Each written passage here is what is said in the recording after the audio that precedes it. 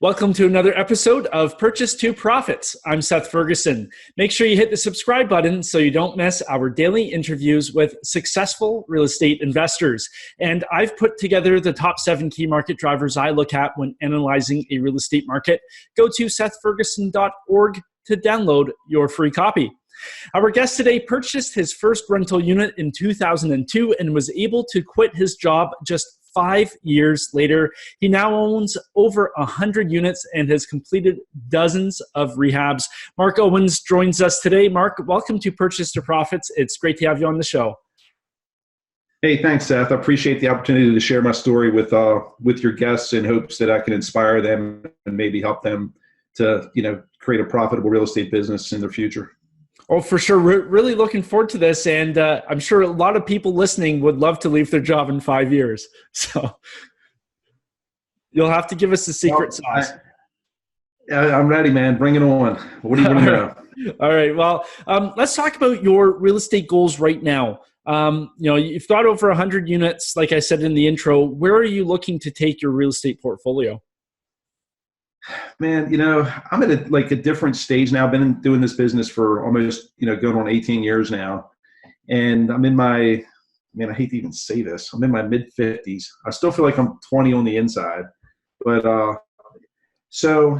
kind of looking at the future, like 4 or 5 years from now, like actually starting to sell off a lot of my portfolio and have a significant change in my life, like as far as like traveling and just going and doing a bunch of other stuff. So I kind of look at like the real estate thing or actually like life, but really with the real estate is like a book. Maybe it's a 20 chapter book, and I'm in chapter 17, maybe chapter 18. And a lot of people want to be where I am. They're in chapter 1 or 2 and they want to be where I am and they want to just skip a bunch of chapters. And it doesn't work like that. I mean, you can try that and you might, end up falling on your face or, get yourself in a real jam. So I would suggest that just enjoy the ride, enjoy the whole process. It's a lot more fun buying. I just bought a house last week and, I've actually bought houses now where I haven't even been in them. And because like, there's no excitement to it anymore. It's just like, okay, I'm just going to buy another house. It's like, it's not a big deal.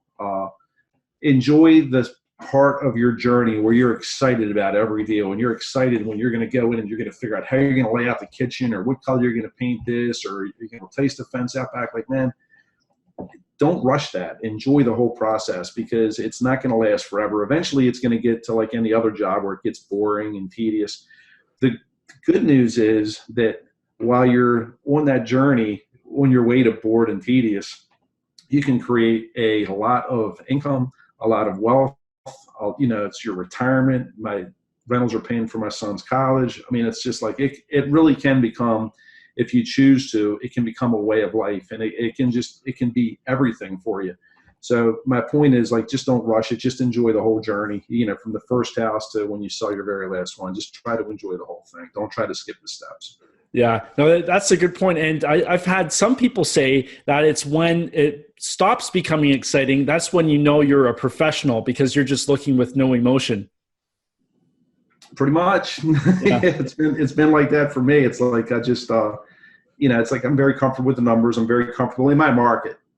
I did do something last year where I bought something that was outside of my market where I got excited about it. I bought a condominium in the Cayman Islands. And, oh, nice.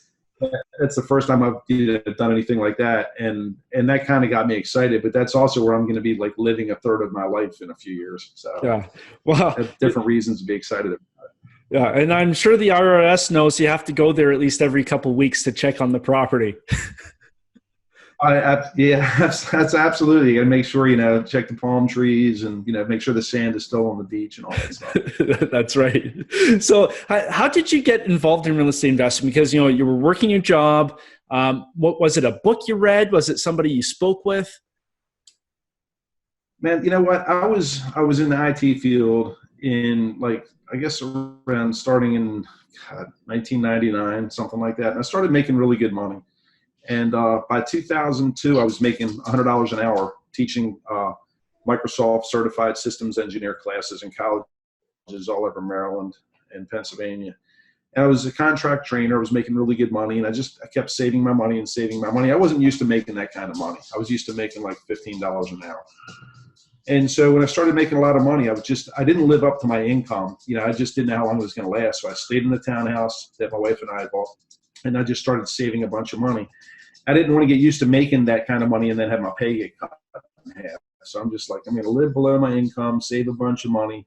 And I didn't know what to do with it. So I put it in the stock market like most unsophisticated investors, putting it in there and just investing in mutual funds and stuff like that because it's safe. It's like the poor dad way.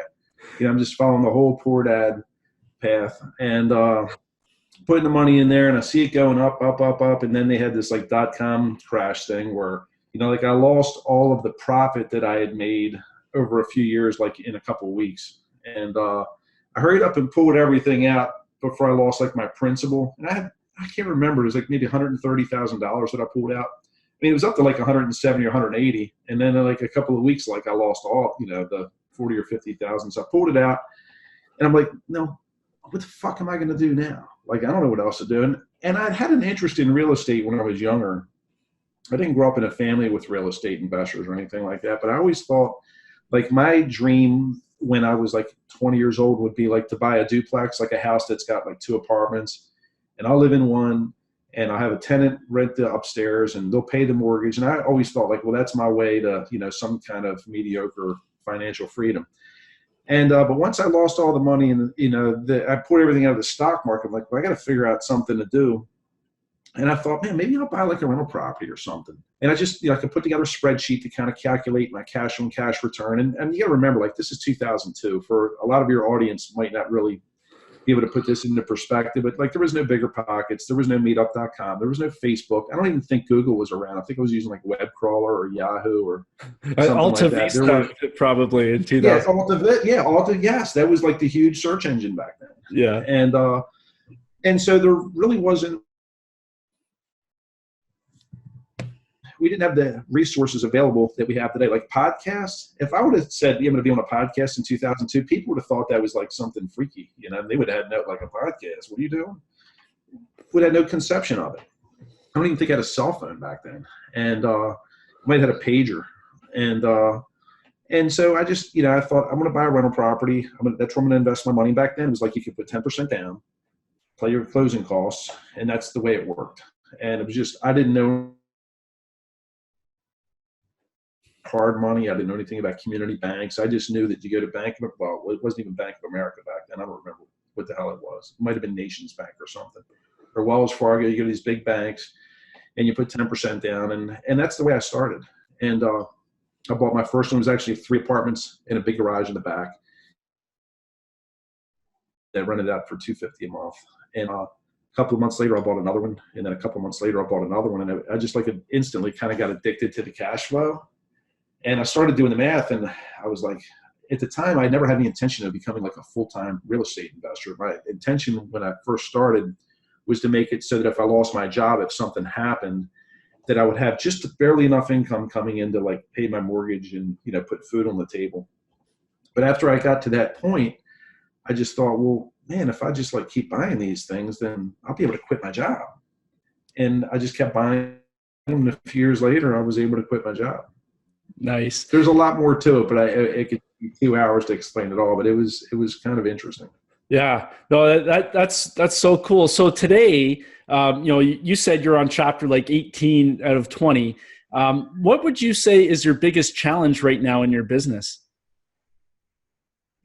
Man, you're talking to somebody that's in chapter 18 now. So people in chapter 2 and 3 and 4 might not be able to relate to what I'm about to say. I don't really have any challenges in my business. I mean, part of the way I manage my own properties, I am the property manager. I have 5 guys that work for me full time. And what I've learned to do over the years is automate and delegate. If I don't want to do it, I try to find a way to automate that process or to pay somebody else to do it. So that's 90% of the job that's the way I do it. The part that I love to do is I'm usually done by like 7:30 in the morning.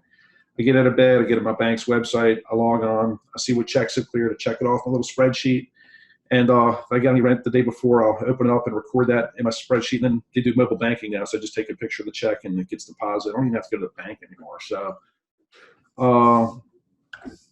I don't really have any challenges. I mean, it's like I've got guys that work for me that have been working for me for years. That's the hardest part of the damn business. You can always find a good property. You can always find a good tenant. Finding a reliable person to show up for work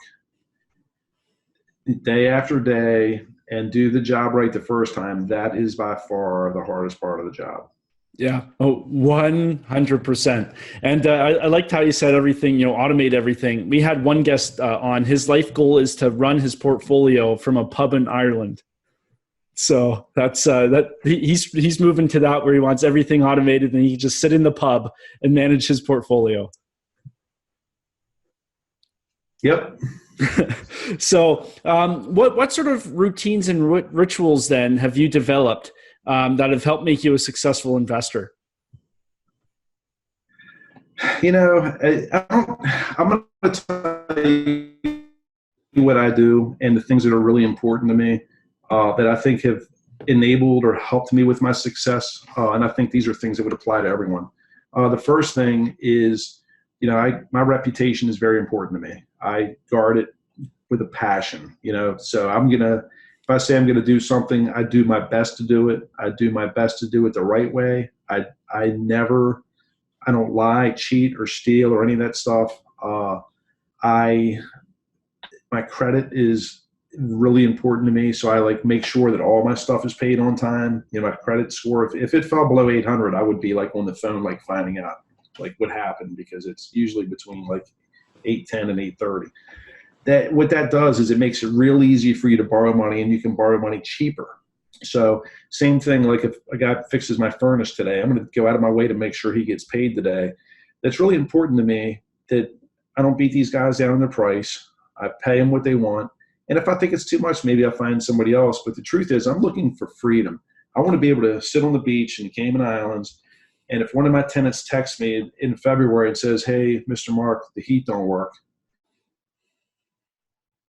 I can text my furnace guy and say, "Hey, we have a no heat call at blank, blank, blank."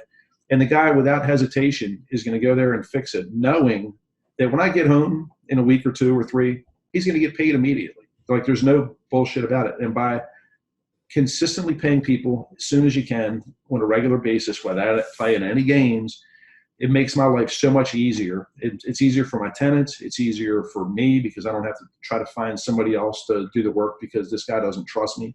So I would say your reputation, paying your bills on time. If, when I first started using hard money, I wouldn't mail the hard money lender a check. I would actually go to his office and hand it to him on the first of the month, because I wanted to establish a relationship with him. I didn't want to just be some guy that mailed him a check. I wanted him to know me as a person, so that when other deals came up, he knew me. He'd be like, "Oh yeah, it's Mark. Yeah, that's a good loan. Let's go ahead and go for it." It's not just some guy, impersonal thing that's on a piece of paper. I wanted to have these relationships. So that's another thing that I've done over the years that I think a lot of people fail to do. They just want to do something, just write a check and drop it in the mail. I want the guy to know me. And it got to the point where I could call my lender up. I remember this one, it was a 13-unit apartment building that I wanted to buy, and I went and looked at it, and I called the lender up. He's a hard money guy, and I said, "Hey, Jim, listen, I'm standing in front of this 13-unit building. I'm interested in buying it. It's $325,000 for the purchase. So I'm probably going to need about $75,000 for the renovation. I'll need about $400 for it. What do you need from me to see if this is a loan that you would be willing to do?" And he said, "I'll call you back in 5 minutes." So I didn't know. I'm thinking maybe he's in a meeting, maybe he's busy or something. He called me back 5 minutes later and he says, "You got it." He approved a $400,000 loan, didn't know the property address, didn't see it, didn't know anything. It was just based on the fact that I'm in his office on the first every month, handing him a check, never any games. He would send guys out for the draw schedule. And when they got out, all the work was always done. So it got to the point where he wasn't even, there weren't even draw schedules anymore. I would show up, he would give me the repair money at the table because he knows it's going to get done. So those are some of the things that I've done. They're not necessarily rituals or anything like that, but it's part of the way that I run my life and my business that has made things so much easier for me. And the truth is, I could lose everything that I have tomorrow for some reason, and I could get it all back in half the amount of time. because of my reputation, because people know that I'm going to do what I say I'm going to do, and they can trust me. And I've had people invite me out to lunch and offer to lend me $1 million, people that I hardly even know, because they know my reputation. Yeah. No, and like you said, that's one of the most important, if not the most important thing in real estate, because real estate is such a small world. Everybody seems to know everybody else. Yes, I would absolutely agree with that. Yeah. So going back to when you were still working, when did you know that it was time to leave your job?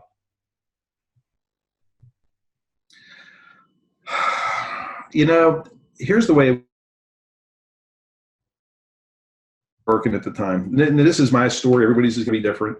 At the time when how do I put this? When I started buying rentals, I was making about $150,000 a year, and my wife wasn't working at all. She was, we had a son. It says internet connection is unstable. Yeah, no, it keeps going red for your connection strength. So, but the audio is fine. I don't hear anything right now. Oh. Okay. So so I was making about $150,000 a year. My wife wasn't at all. And then, we had a son, and then she wanted to get back to school. So it was like a 4 or 5 year period where I was the sole source of income. And what happened is I was making 150, and as I acquired rentals, my income off my rentals got up to around 50,000 a year.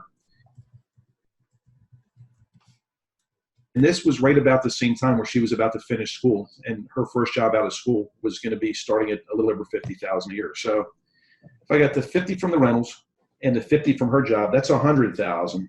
That there's only a $50,000 gap between that and what I was making in IT. So I decided I'm going to stop. I'm going to quit my IT job when she gets hired, and then I've got to make $50,000 a year. I'll go haul trash. I'll do whatever. I need to make $100 a day, and then I don't have to wear a tie anymore. I don't have to be teaching in some school and be politically correct and worry about hurting some punk's feelings. I don't have to worry about any of that crap.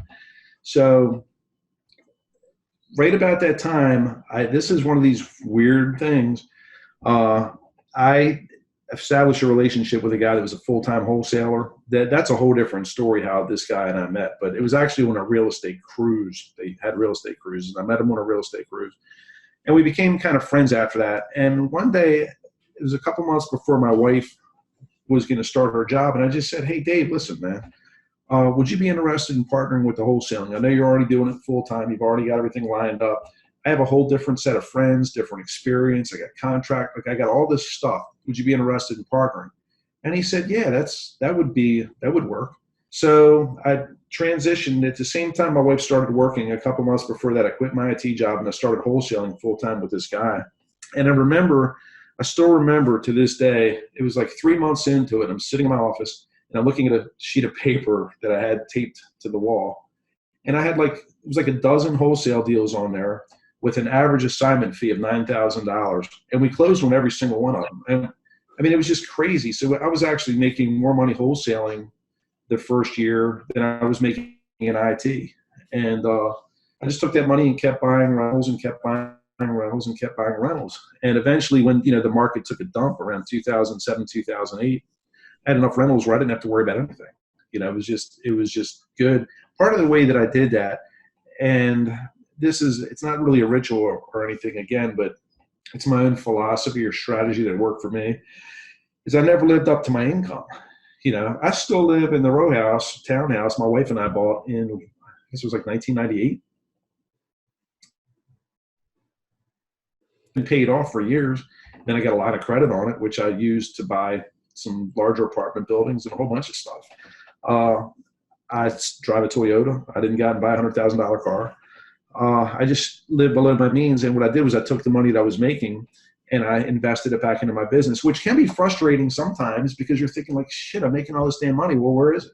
Well, you're building your business up and it's going to throw off even more cash every month. I got a spreadsheet that shows every month the principal and interest payments I make and how much of it goes towards principal. So I can look at my spreadsheet right now and say that last month I paid down $11,000 in principal on my loans. So even though you might feel like the money's kind of tight when you see that you're getting $120,000 in equity every year just by paying down the loans, that's inspiring for me or motivating for me. And of course, I'm in chapter 18. So if you just bought your third row house or your third rental property and you're like, no, I've only paid down $700 a month. Yeah, well, I was in the same boat when I started. Just it takes time. Yeah. But I would say that the important thing is that a lot of people celebrate too soon. They do a few deals, they run it by. Guys are like, we're the worst. Guys will do a few deals and then they'll run out and buy a $60,000 car. You're still renting an apartment and you bought a $60,000 car. That's like stupid. So the only people that impresses are people that don't have any money. People that got money think you're stupid. The only people that are impressed are people that are broke. Yeah, I think that's the quote of the episode. So, sorry. I love it. Yeah, it's the truth. Yeah. Yeah. Well, a lot of the young guys aren't going to love it. Yeah, that's very true. So what else can I tell you, Seth? Well, let's talk about a keystone deal. So a deal that made a big impact on you and your business. Wow. Which one? Well, the first one is the hardest. We'll start with that. Maybe that's not the keystone, but the first deal is by far the hardest property to buy. I would say that there were a few steps that happened, but I would say the first one that really was a game changer for me was I bought a 15-unit building, and it was 8 apartments and 7 commercial spaces, and the 8 apartments needed complete renovation. And I had just recently rehabbed the house that needed renovation. It was just like I'd probably only done like 2 or 3 rehabs at that point. And so I go into this building and I'm thinking like, man, I don't even know where to fucking start to figure out how to estimate this shit. And then I thought there was like this genius thing in my head. Like I get them now and then I thought, man, I'm just going to go in one apartment and I'm going to figure out how much it's going to cost to renovate this apartment. And then I'm going to multiply it times 8 because there's 8 apartments. They're all about the same. And then I'm even going to throw in a 9th apartment just to cover like the common area. So you go in, it's like, okay, the kitchen's going to cost $3,000. Furnace and ductwork and all that's going to cost $4,000. Windows are $250 each or whatever they were. And I came up with, okay, it's going to cost $25,000 to do this. Once I figured that out, that I could go look at a 25-unit building, a 100-unit building, and I could just break it down to just one apartment and then multiply it times the number of apartments. That was like a game changer for me because that enabled me to go from like buying little things to buying bigger things. It was part of the thing that kind of effed me up on this is the guy that was working for me full time. He goes in there. I bought the property. It's supposed to be him and a couple other guys going in to start doing the renovation. And he calls me up and he says, man, Mark, listen, man, I can't do this job. I'm quitting. I can't do it. I'm like, what the fuck do you mean you're quitting? And he's like, it's too big. I don't even know where to start. So I'm like, man, can you just do me this favor? Can you just work on one apartment? Don't worry about the other 7. Just go in one. Start doing the demo. Get it all ready. And then, I'll meet you over there and we can go through, if we're going to make any changes like add closets or anything. But just start working on one. Don't worry about the other 7. Just so I can have some time to go find somebody else. And I was just like kind of baiting him. I'm just thinking like, man, if I could just get him in there to do one, then and so what happened is he's, I'm still looking for somebody. His name was Montgomery. I'm still looking for somebody, man. Can you start working on the second one while the electrician's doing the stuff in the first one? And by the time he's like on the second or third one, I'm like, well, can you just keep going, man? Just do one apartment at a time. He's like, yeah, I can do that. And so what that did for me was it helped, how do I put this? It removed a lot of the fears that I had from taking on some big project because I was able to just break it down into smaller parts.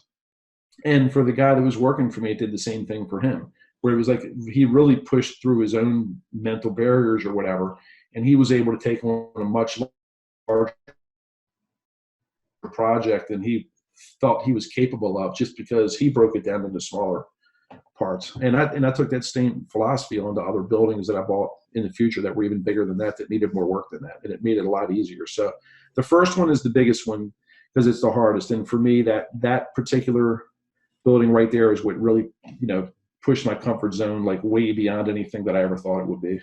Yeah. And, that's a good tip. Just like compartmentalize everything and just take things in little chunks. Yeah, it made it a lot easier for sure. Yeah. So let's talk about the impact real estate has had on your life. And I know it's a huge impact. So what sort of things has real estate done for you? Real estate has, one of the things that people don't talk about so much, I mean, it's brought me like the financial peace of mind. It got me out of the rat race. It's taking care of my retirement. I live a very good, fairly easy life now. I've got a lot of flexibility. But one of the things that people don't mention a whole lot is, man, it's introduced me to a network of people that I probably wouldn't have met otherwise. I know just so many good, decent, hardworking, enthusiastic people that I've met in real estate. Like that alone has changed my life. Instead of being like, imagine like going to work on a 9 to 5 and all day you hear, man, this fucking job, the boss is stupid, and we're not getting any raises again this year, but the bosses come in with their new fucking cars, and like just all that like that workplace negativity stuff. And I go to a meetup now, with 100 real estate people in there, and I'm like, hey, what's up, Mark? Yeah, man, you remember that house in Colorado? Yeah, I bought that, and I'm buying the one next door, and it's like, man, this hard money lender, I just met him. He's great, man. He's giving me 8% and 2 point. I mean, it's like just the enthusiasm and the happiness, and man, I sold that house and made 60 fucking grand. I thought it was gonna make 30, but the market kept going up, and it's like all this stuff, man. And it's like none of these particular deals might not involve me at all, but just being in a room full of people that are like happy and excited, and that's a wonderful place to be. And the truth is, you got to be careful, man, because the market is going to shift. I don't know when it's going to. I don't believe this crap you're hearing on the news now about recession. I can promise you, write it down. In the next 6 months, there is not going to be a recession. And if you disagree with me, that's fine. You're entitled to your opinion. Just I've been around the block a little bit. This is the media making this crap up. They have something to talk about. But when the market does change, and it is going to happen, here's what's going to happen. The first people that are going to go are the retail rehabbers, because they're not going to be able to sell their houses. The hard money lenders are going to take a beating because the retail rehabbers aren't able to sell their houses, so they're not able to pay the loans back. The people that invest in the neighborhoods are going to take a beating because the people that are renting in the A neighborhoods are now afraid that they might lose their job or something like that. So they're not going to want to be paying the higher rents in the A neighborhoods. So they're going to start to move into the B neighborhoods. And the people that own the rentals in the A neighborhoods are going to be reducing their rents. They're going to be offering other types of incentives. Like, well, you get 2 free months if you move into my house, please, because I can't afford the mortgage, like all this bullshit. The B neighborhoods, there's going to be more pressure on the B neighborhoods. Some of the people in the B neighborhoods might move down to the C neighborhoods, but there's going to be more pressure on the B neighborhoods. So the B neighborhoods, the rent's going to stay the same. It might go up a little bit, but it's not going to go down. The C neighborhoods, there's going to be even more people moving to the C neighborhoods. And then what's going to happen are the rents in the C neighborhoods are going to go up. That was my experience 12 years ago. That's going to be my experience the next time. The people that invested in the A's are going to get their butts beat. And if you invest for appreciation, if that's like your game, like you're investing for appreciation, you need to re-examine that, because the truth is, I'm buying houses in neighborhoods right now for the same price that I was buying them for 15 years ago. So if you bought a house in this neighborhood 15 years ago for appreciation, and it's 15 years later and you got zero, like, how's that working out? So, and here's the other deal. You're thinking, I'm going to buy it for appreciation. I got a beautiful house. Look, the whole fucking street's beautiful. And then you're ready to sell your house 10 years later. You haven't seen your house in a while. And the house next door is boarded up. The grass is waist high, and you got a bunch of junkies hanging on the front porch. You just lost your 10 years worth of appreciation. Or maybe you got some crazy neighbors out front.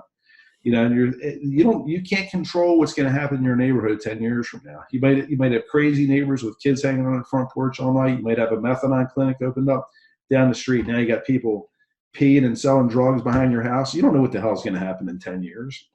So I think that you might get it. I hope you do. But cash flow is where it's at. Cash flow is what's going to put a new roof on the house when it needs it. Cash flow is going to put food on your table. Cash flow is going to pay for your vacation. And cash flow is going to pay when you have a vacant unit and you need to cover that principal and interest and taxes and insurance and all that while the tenant's not living there. It's the cash flow from your other units that's going to cover that. If you have break-even cash flow, then you're going to be having to constantly pump money in from your W-2 job or some other source. Just give me one more minute. There are 3 stages to this business. The first stage is, and I always invest for cash flow. The first stage is you want to get enough rentals so that your business can support itself. Because if you got one house and the tenants move out, who's paying the mortgage? Where's that coming from? It's coming out of you. Now it's coming out of your pocket. If you need a hot water heater, it's coming out of your pocket.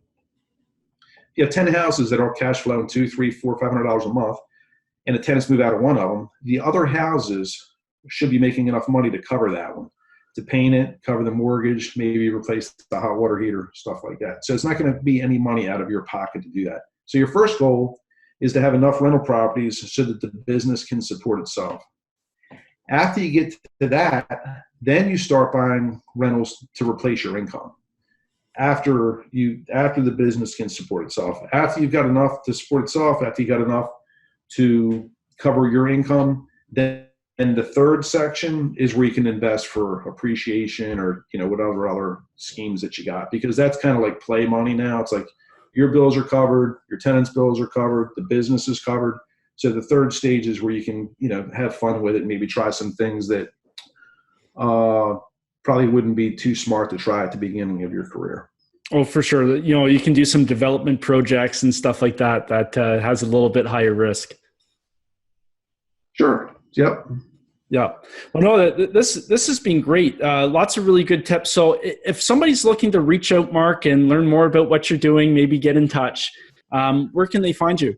I got a markowens.com, markowens.com. And if they go to my website, there's like a link to the Facebook group that I got, a couple like local Facebook groups. What am I? Instagram, Bigger Pockets, all that stuff. Instagram is Mark Owens, REI. Bigger Pockets, I think it's just Mark Owens. They'll find me if they want me. Just type in Mark Owens, Baltimore, and you'll find me somewhere. Perfect. Well, Mark, just want to say thanks so much for taking the time today and sharing some very valuable tips. Seth, thanks for helping me. I hope that the people that are watching this, I wish everybody the best of success, man. There's no limit to how far you can go in this business. There is no limit. So I wish everybody well. Thank you. Yeah, no, it was my pleasure. And to you, our viewers, I wish you well on your journey from purchase to profits. See you next time.